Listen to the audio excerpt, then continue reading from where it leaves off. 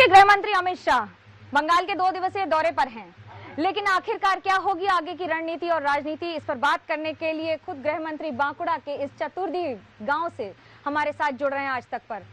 क्या कहेंगे, ये अब चुनावी बिगुल है, क्योंकि अब चुनावी मिजाज में अमित शाह बंगाल में उतर रहे हैं? नहीं, ऐसा नहीं है। आज मेरा भारतीय जनता पार्टी की संगठनात्मक बैठकों का ही दौरा था, मगर जिस प्रकार का वातावरण मैंने यहाँ हेलीपैड से हॉल तक, हॉल से परिवार के घर तक रोड पर देखा है, मुझे लगता है पॉलिटिकल पार्टियों से बंगाल की जनता को चुनाव की जल्दी है और परिवर्तन करने की जल्दी है। जिस तरह की भीड़ मैं देख रहा हूँ रोड पर, जहाँ जाते हैं वहाँ पर, वो एक प्रकार का गुस्सा दिखाती है अभी के शासन के खिलाफ।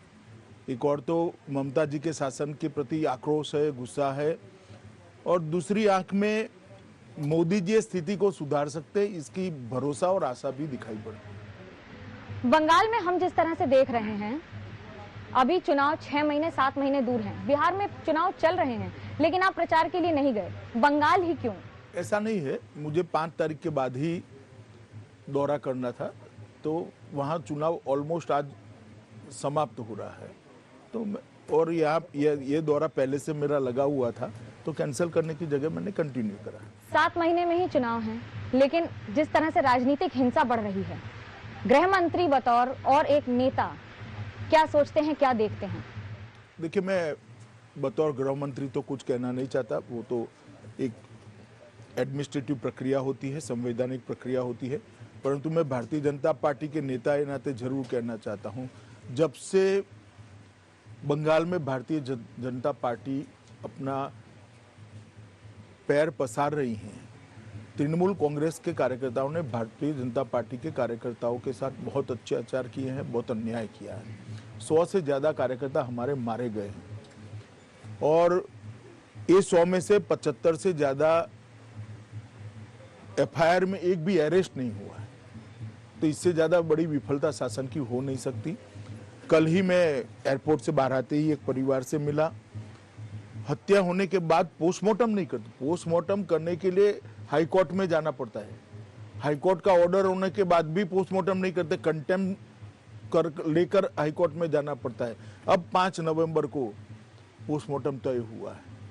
तो मैंने तो इतना लॉ एंड ऑर्डर का नीचे जाना देश भर में का मेरा दौरा होता है, कहीं नहीं देखा। मुख्यमंत्री ममता बनर्जी कहती हैं कि आप बंगाल की बात करते हैं, उत्तर प्रदेश भूल जाते हैं, अपने खुद के भाजपा के शासित राज्य भूल जाते हैं। वहां किस तरह से हत्याएं हो रही हैं, हाथरस कांड हो या बाकी हो, लेकिन बंगाल की छवि धूमिल करने का प्रयास करती है बीजेपी।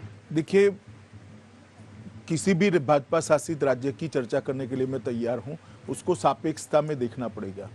उत्तर प्रदेश में पहले क्या था, आज क्या है। तो योगी जी ने स्थिति को बहुत सुधारा है, और ममता जी ये बता दे कि पहले बंगाल में क्या था और वो कहां पर लेकर आई। तो केवल और केवल डिटोरिएशन है, चाहे लॉ एंड ऑर्डर की बात है, चाहे इंडस्ट्रियल डेवलपमेंट की बात है, चाहे रोजगार की बात है, चाहे सीमा पर गाय तस्करी की बात है, चाहे घुसपैठ की बात है, हर जगह डिटोरिएशन। आपने सीमा की बात की, बीएसएफ इंचार्ज है जो कि आपके अंतराधीन है, तो कैसे राज्य जिम्मेदार है अंतर्राष्ट्रीय सुरक्षा के लिए, अंतर्राष्ट्रीय सीमा पर? इसके लिए हर बार राज्य को जिम्मेदार ठहराना क्या ठीक है? देखिए, जब तक स्थानीय पुलिस का सहयोग नहीं मिलता, तब बंगाल और बांग्लादेश की बॉर्डर, भारत और बांग्लादेश की बॉर्डर बड़ी भौगोलिक रूप से कठिन बॉर्डर है। बहुत सारे नदियां हैं, नाले हैं, ऊंच नीच पहाड़ की छोटे छोटे पहाड़ है, जंगल है। जब तक स्थानीय प्रशासन, डिस्ट्रिक्ट मजिस्ट्रेट और डिस्ट्रिक्ट एसपी का सहयोग नहीं मिलता, अकेला बीएसएफ नहीं कर सकता, क्योंकि बीएसएफ का दायरा सीमित है और एक अंतर्राष्ट्रीय षड्यंत्र है। षड्यंत्र के तहत जो लोग लिप्त है, उस पर कदम उठाने का अधिकार बीएसएफ को नहीं है, वो स्टेट यूनिट को ही करना पड़ेगा।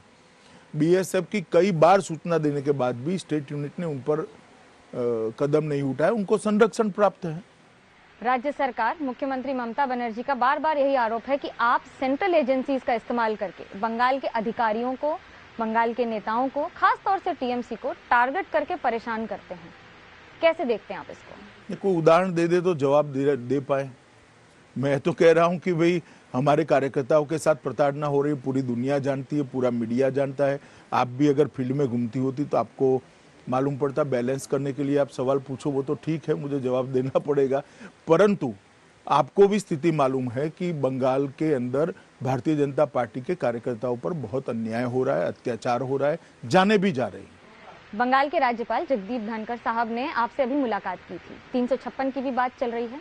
बतौर गृह मंत्री 356 के लिए आपको क्या लगता है कि बंगाल में ऐसे हालात हैं?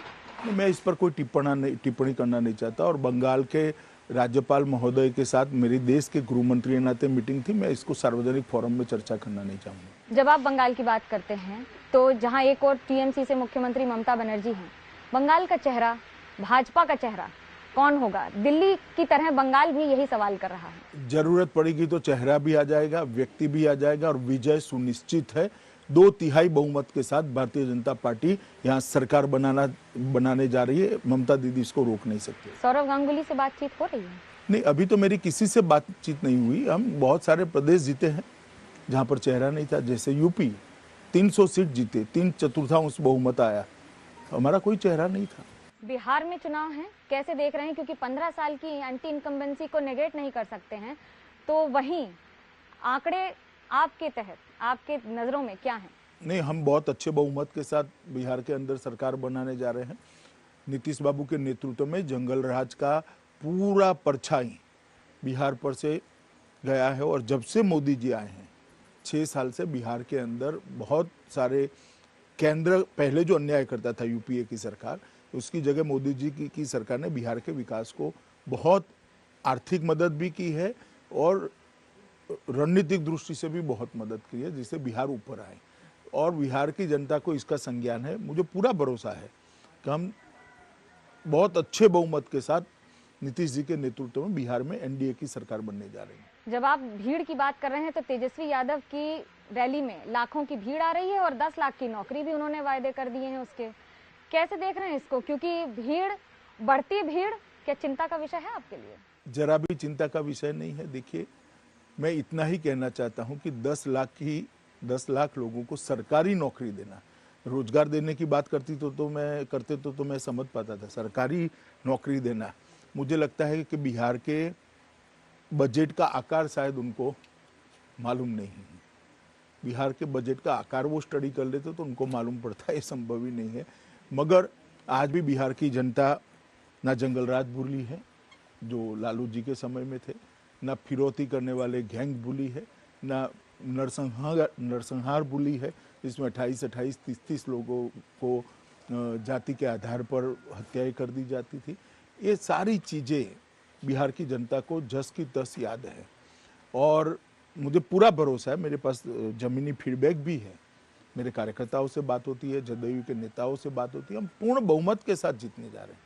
बंगाल में पक्षपात का आरोप आप पर लग रहा है कि आप अम्फन का पैसा बोलते हैं, भेजते नहीं हैं। केंद्र सरकार की स्कीम लागू की जाए तो पैसा दिया जाएगा, जीएसटी का पैसा ममता बनर्जी को नहीं भेजते हैं। कल मैं प्रेस कॉन्फ्रेंस में अम्फन का पूरा हिसाब किताब देने वाला हूँ कि किस हेड के नीचे कितना पैसा हमने भेजा है। मेरा ममता जी से चैलेंज है, बाद में वो हिसाब दे दे कि इसमें से कितना तृणमूल कांग्रेस के कार्यकर्ताओं के पास गया, कितना जमीन में उतरा है।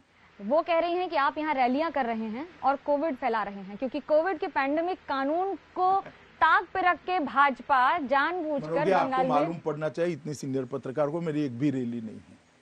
पार्टी के लिए नहीं, भाजपा के लिए भी नहीं है। मेरा हॉल का कार्यक्रम है जिसमें 242 कार्यकर्ता अपेक्षित थे, 2 सीट छोड़कर एक कार्यकर्ता बैठा है। पूरे कोविड के नियमों का पालन किया गया है। रोड पर जो भीड़ स्वतः आ जाती है, स्वयंभू आती है, इसको मैं नहीं रोक सकता, ममता दी भी नहीं रोक सकती। और मेरा इनको इतना ही कहना है कि 1 महीने में आपने की हुई रैलियों का फोटोग्राफ और वीडियोग्राफी जरा सार्वजनिक कर दो। और सबसे पहले वो फोटोग्राफी और वीडियोग्राफी बंगाल के प्रशासन को उनको देना चाहिए। और मेरा हॉल मीटिंग जो हुई है, हॉल में मैंने एक भी सार्वजनिक भाषण नहीं किया है, हॉल में किया है ना। कल तक मेरा एक भी सार्वजनिक भाषण है, सब हॉल मीटिंग है। उसका फोटोग्राफी वीडियोग्राफी में उनको भेजने के लिए तैयार हूं। मगर उनको मुझसे बहुत स्नेह है, उनको मुझ पर केस करना है तो वो कर सकती है, मुझे कोई आपत्ति नहीं है। मैं एक भी जो कोड ऑफ कंडक्ट है कोविड का, इसका एक भी जगह अनुपालना नहीं किया, ऐसी घटना नहीं। वो तो कह रही हैं कि राज्यपाल को ही भाजपा ने अपॉइंट किया है रोज रोज हमें परेशान करने के लिए। राज्य तो सरकार में कोई अच्छी बात दिखती ही नहीं है। उनको संविधान ही मालूम नहीं। भाजपा सरकार होगी तो भाजपा सरकार ही तो राज्यपाल अपॉइंट करेंगी, तृणमूल कांग्रेस थोड़ी ना करेगी। हम ही तो करेंगे, कौन करेगा? हमें ही करना है। जिसकी सरकार केंद्र में होती है वो राष्ट्रपति महोदय को अनुशंसा करता है और राष्ट्रपति महोदय इसको अपॉइंट करते हैं। जब आप केंद्र सरकार ये संविधान, ये कॉन्स्टिट्यूशन का स्कीम है, ये कोई अमित शाह का या भारतीय जनता पार्टी का स्कीम थोड़ी ना है। जब आप केंद्र सरकार की बात कर रहे हैं तो लव जिहाद के लिए कई राज्य आवाज उठा रहे हैं उस पर कानून लाने के लिए, कैसे देखते हैं बतौर गृह मंत्री? देखिए, लॉ एंड ऑर्डर स्टेट का इश्यू है। राज्य के विधानमंडल अपने कानून बनाने के लिए स्वतंत्र है और सार्वभौम भी है, और वो लोग अपना कानून बना सकते हैं। और जो राज्य बनाते हैं उन्होंने संविधान के दायरे में बनाना चाहिए। मैं मानता हूं कि काफी सारे राज्य इसमें आगे आए। संविधान के दायरे में रह के कानून का एक कदम 370 धारा हटाना भी था। काफी महीने हो गए हैं, साल हो गए हैं, कैसे देख रहे हैं उसको? क्योंकि अब महबूबा मुफ्ती के साथ साथ फारूक अब्दुल्ला ने यहाँ तक कह दिया है कि हम तैयार हैं चीन से सहायता लेने के लिए, वापस लाने के लिए, और तब तक चुनाव भी नहीं लड़ेंगे। देखिए, इस तरह के बयानों पर मैं टिप्पणी करना नहीं चाहता। चीन से सहायता लेना इतना सरल नहीं है किसी के लिए, परंतु मैं इतना कहना चाहता हूँ, देश भर की जनता और जम्मू कश्मीर की जनता धारा 370 हटने से खुश है, संतुष्ट है। और जो दावे करते थे कि हो जाएगा, वो हो जाएगा, इतने लोग मारे जाएंगे, कुछ नहीं हुआ जी। आराम से अच्छा चल रहा है, डेवलपमेंट हो रहा है। हर विधवा को वहाँ विधवा सहायता मिली है, हर वृद्ध को वृद्ध पेंशन मिला है, हर बच्चों को वजीफा मिलना शुरू हो गया है, गांव तक पानी पहुंचना शुरू हो गया है, हर घर में बिजली पहुंची। ये सारा काम तो यही समय में हुआ है। और पंचायत के चुनाव हो रहे, 70 साल से लोगों को पंचायत के चुनाव कराने का अधिकार ही नहीं था। ये अधिकार उनको नहीं मिला था। देश भर में 73 और 74 अमेंडमेंट आ गया, मगर कश्मीर में नहीं लगा था। हमने लगा दिया, सारे पंचायत के चुनाव हो गए। अब जिला पंचायत के भी चुनाव नवंबर 22 तक हो जाएंगे। चीन की सीमा पर भारत के साथ स्थिति है क्या? गृह मंत्री से ये सवाल। बहुत अच्छी है। मैं इतना ही कहना चाहता हूँ, भारत की 1 इंच भी भूमि पर कोई कब्जा नहीं कर सकता। ये नरेंद्र मोदी सरकार है और हमारी टॉप मोस्ट प्रायोरिटी है हमारी सीमाओं की सुरक्षा करना। भारत के एक पड़ोसी हैं पाकिस्तान, जिन्होंने खुद ही कहा कि हाँ, हमने ये हमला किया है जिसकी जिम्मेदारी भी ले ली। क्या कहेंगे आप उस पर, और कैसे अंतर्राष्ट्रीय स्तर पर क्या ये कारगर होगा साबित करने के लिए कि किस तरह से आतंकवादी गतिविधियां पाकिस्तान में जारी रहती हैं? नहीं, वो तो हमारी एजेंसियां बहुत अच्छे तरीके से काम करती है। अंतर्राष्ट्रीय स्तर पर नरेंद्र मोदी सरकार ने पाकिस्तान को बहुत अच्छे से एक्सपोज किया है। इसीलिए धारा 370 हटाने के बाद भी अंतर्राष्ट्रीय फोरम में एक इक्का दुक्का छोड़कर किसी भी देश ने उनका समर्थन नहीं किया। जहाँ तक उनके बयान का सवाल है, मैं ऐसी तू में पढ़ना नहीं चाहता। हमारा लक्ष्य सीमाओं की सुरक्षा और जम्मू कश्मीर में विकास है। एक आखिरी अंतर्राष्ट्रीय सवाल, जो बाइडेन के आने से भारत और अमेरिका के रिश्तों पर क्या असर पड़ेगा? देखिए, भारत और अमेरिका के रिश्ते दो देशों के बीच के रिश्ते हैं, और जो भी चुनकर आएगा, अमेरिका की जनता जिसको भी चुनकर लाएगी, भारत अमेरिकन सरकार के साथ अच्छे संबंध रखने का प्रयास करेगा। और अमेरिका भी मानता है, मैं मानता हूं कि उन्होंने भी, चाहे डेमोक्रेटों की सरकार हो, पहले श्री ओबामा थे, बाद में श्री ट्रंप आए, चाहे रिपब्लिकन सरकार हो, सबने अच्छे रिश्ते रखे हैं। धन्यवाद गृह मंत्री अमित शाह जी हमसे जुड़ने के लिए। लेकिन आने वाले दिनों में क्या होगी भाजपा की रणनीति और क्या होगी केंद्र सरकार की नजर, इन सब पर बनी रहेगी हमारी नजर। देश और दुनिया की बाकी खबरों के लिए आप देखते रहिए आज तक।